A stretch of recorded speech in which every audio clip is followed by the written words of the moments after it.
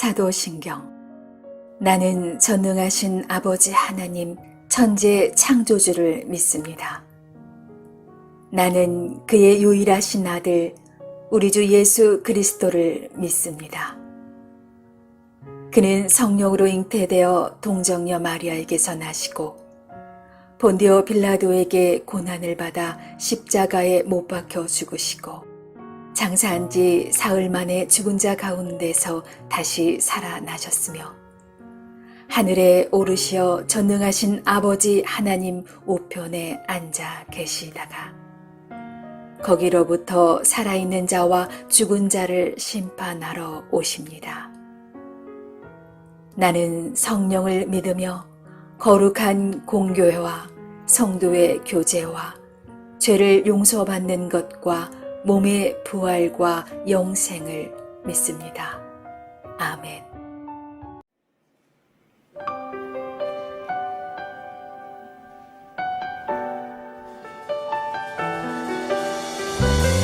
우리가 이 시간 주님의 사랑을 묵상하며 함께 찬양하였으면 좋겠습니다. 아버지의 사랑 내가 노래해 아버지의 은혜 내가 노래해 그 사랑 변함없으신 거짓 없으신 성실하신 그 사랑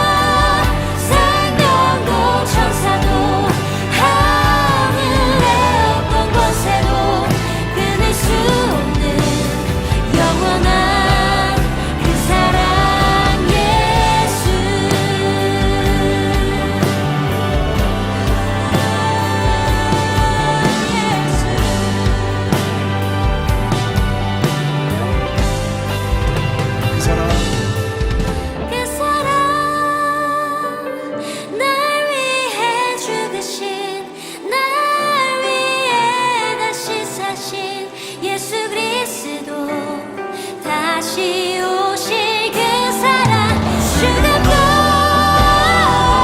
생명도 천사도 하늘의 어떤 권세도 끊을 수 없는 영원한 그 사랑 날 위해 죽으신 날 위해 다시 사신 예수 그리스도 다시 오실 그 사랑 죽음도 생명도 천사도 하늘의 어떤 권세도 끊을 수 없는 영원한 그 사랑 예수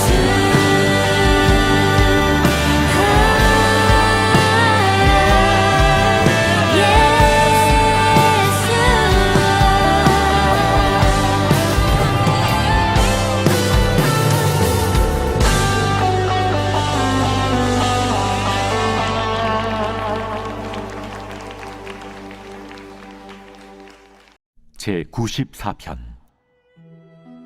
여호와여, 복수하시는 하나님이여, 복수하시는 하나님이여, 빛을 비추어 주소서. 세계를 심판하시는 주여, 일어나사 교만한 자들에게 마땅한 벌을 주소서. 여호와여, 악인이 언제까지 개가를 부르리이까? 그들이 마구 찌꺼리며 오만하게 떠들며 죄악을 행하는 자들이 다 자만하나이다. 여호와여, 그들이 주의 백성을 짓밟으며 주의 소유를 곤고하게 하며 과부와 나그네를 죽이며 고아들을 살해하며 말하기를 여호와가 보지 못하며 야곱의 하나님이 알아차리지 못하리라 하나이다. 백성 중에 어리석은 자들아, 너희는 생각하라. 무지한 자들아, 너희가 언제나 지혜로울까? 귀를 지으시니가 듣지 아니하시랴, 눈을 만드시니가 보지 아니하시랴. 뭇 백성을 징벌하시는 이 곧 지식으로 사람을 교훈하시는 이가 징벌하지 아니하시랴. 여호와께서는 사람의 생각이 허무함을 아시느니라. 여호와여, 주로부터 징벌을 받으며 주의 법으로 교훈하심을 받는 자가 복이 있나니 이런 사람에게는 환난의 날을 피하게 하사 악인을 위하여 구덩이를 팔 때까지 평화를 주시리이다.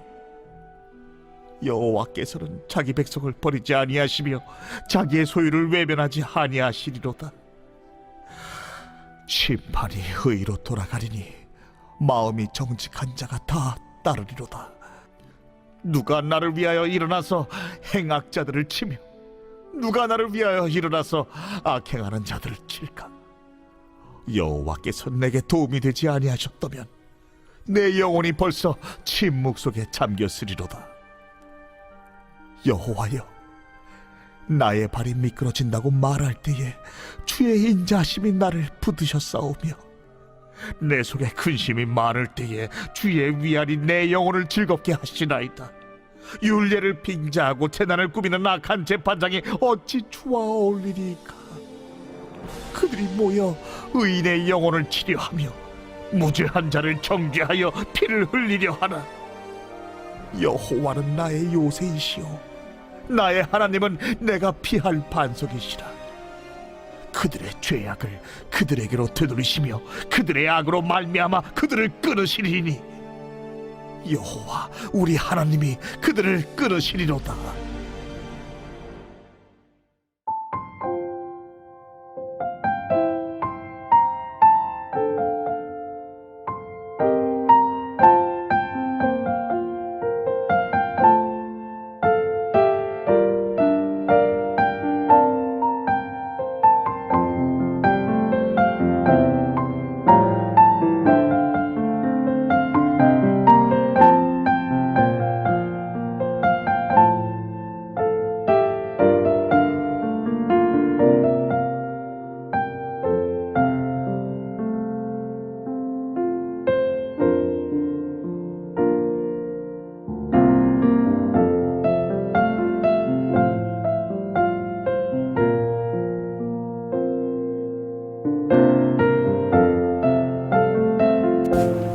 샬롬. 오늘도 복된 하루 하나님의 은혜와 평강이 우리의 삶에 넘칠 수 있기를 원합니다. 오늘 말씀 시편 94편에서는 악에게 갚으시는 하나님, 복수하시는 하나님, 그리고 세계를 판단하시는 하나님, 열방을 징벌하시는 하나님, 그리고 지식으로 사람을 교훈하시는 하나님, 이와 같은 하나님의 그 신원의 날에 대해서 노래하고 있습니다. 1절에 보니까 복수하시는 하나님이라고 했습니다. 이 말은 하나님께서 온 세상의 주권자로서 죄를 다스리시고 악을 징벌하시는 그분의 의로운 통치 행위를 이제 악에게 복수한다, 죄를 이제 갚으신다, 이제 이런 의미로 표현한 것입니다. 악인들은 하나님을 부정하면서 약자를 짓밟고 착취하고 괴롭힙니다. 고아와 과부를 없이한다 그랬습니다. 그러나 하나님께서 그분의 공의를 높이 세우실 그때에 그 행한 대로 또 그 지은 죄의 상과 악행대로 반드시 갚으실 것입니다. 그날이 속히 오기를 노래하고 있습니다. 그래서 10절을 보면 하나님은 징벌하시는 분 그랬습니다. 악인에 대한 징벌을 말하죠. 근데 여러분, 이 징벌은 그 어감이 조금 우리가 약하게 들리나, 그러나 여기서 말한 징벌은 다시는 돌이킴이 없는 무서운 징벌입니다. 하나님의 신원의 날에는, 갚으시는 그날에는 자비와 긍휼과 은혜는 더 이상 존재하지 않습니다. 오늘 그리고 지금 회개하고 돌이킨다면 그분은 그리스도의 무한한 사랑과 은총을 십자가에서 흘리신 보혈의 생명력을 통해 힘입을 수 있습니다. 그러나 오늘 이 시인이 노래하는 하나님이 갚으시는 날에는 오직 심판과 정죄와 영원한 형벌과 사망으로서의 징벌만이 행해지는 날인 것입니다. 10절을 다시 보면 그래서 지식으로 사람을 교훈하시는 이가 징벌하지 아니하시랴 그랬습니다. 이 말은 그러니까 하나님께서는 그분이 주신 말씀과 성경과 또 선지자들의 예언과 이 시대에도 하나님의 말씀을 대언하는 이 목소리들을 통해서 하나님의 공의와 은혜와 천국과 부활을 이미 세상에 선포하셨습니다. 즉 우리에게 영생의 길을 열어주셨고 또 그것을 알게 하셨습니다. 그렇기 때문에 악인들 아닌 그 누구라도 하나님이 공의로 갚으시는 그날엔 아무 변명도 할 수가 없는 것입니다. 오직 악인은 그 행한 대로 또 의인은 구원으로 그 믿음으로 구원과 심판이 나누어지게 되는 것입니다. 그런데 오늘 말씀을 보니까 다른 의미의 징계가 또 있습니다.